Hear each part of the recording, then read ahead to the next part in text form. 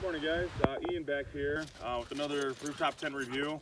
As you see, my tent behind me, it's actually grown a little bit. A couple weeks ago, or I should say a couple months ago, we did a review for a Chinese knockoff tent. It was identical to the SmittyBilt. They're 27, 23 or whatever it is, the smaller one. Well, we decided to go up into a bigger size tent, so I actually found a brand new local 2883 SmittyBilt tent, and I kind of wanted to go through and do a little bit of a review.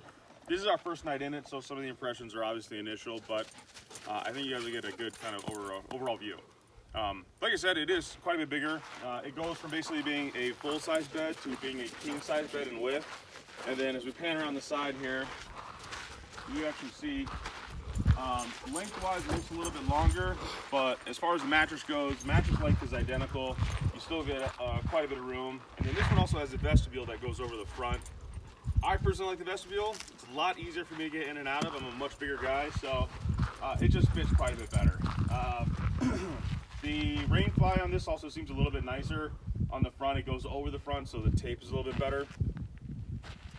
As far as interior space goes, we slept 2 adults and 1 child. I'm not going to say comfortably because the mattress in there, although it's significantly better than the Chinese knockoff mattresses, it's still not great.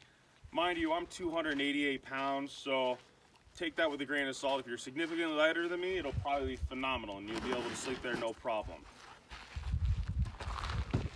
As you go around the front, you're going to notice with the vestibule, the downside is you have to use these guidelines. This is kind of a trial and error for us. Really didn't know where to put them, so we tried out front. Seems to have worked for the night. It didn't rattle off too much, wasn't a lot of movement out of it, so it seems fine, but I think what we're really actually supposed to do after some thought and talking with Nicole, I think we're supposed to go straight down as the cantilevers off the actual tent itself. There is an add-on room that I am going to be searching for. It is going to give us a little extra space down below. Right now I put the camp kitchen underneath because this is wide enough to put it under there and cook underneath there. Last night it was really windy and it did a good job of blocking a lot of that wind. If it had been raining or anything else like that, it just allows us to have that extra space. Some nice little add-ons that they've given us. The shoe bag.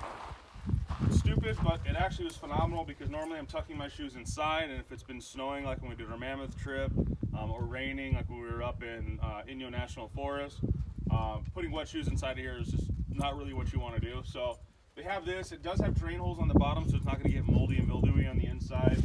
It velcros shut. We had 3 pairs of shoes in there last night, so it will fit 3 pairs of shoes at the very brink of it.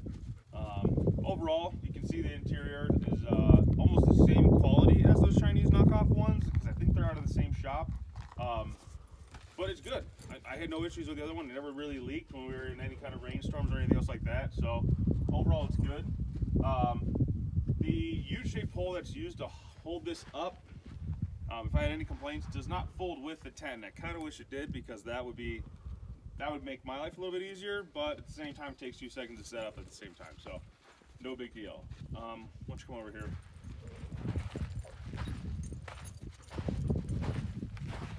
If you look on the upside of the tent, you'll actually see that this also includes 2 skylights in this model. I haven't used them yet, only because the Rainfly is on there, and I'm not tall enough to get the Rainfly off, so I have to do that while it's down. But you get the 2 skylights, you have the front and the rear door, and then you have 2 windows on the side. So you have plenty of air options, plus there's 2 breather holes in there, so airflow is not an issue.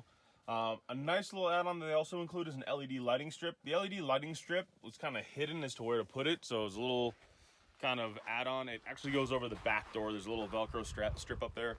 You put it on there, and there's enough wire for you to run it down to your vehicle and plug it into a cigarette lighter. If you have a cigarette lighter that runs all night long, perfect. Unfortunately, our LR3 does not, so I'm going to go on the forum and figure out how to do that part, but not a big deal. But overall, a nice tent. It's still the same kind of FRP on the bottom. Overall, it's good, and it only weighs about 139 pounds, so putting it on the roof really didn't change any of the handling characteristics so far. All right, thank you guys.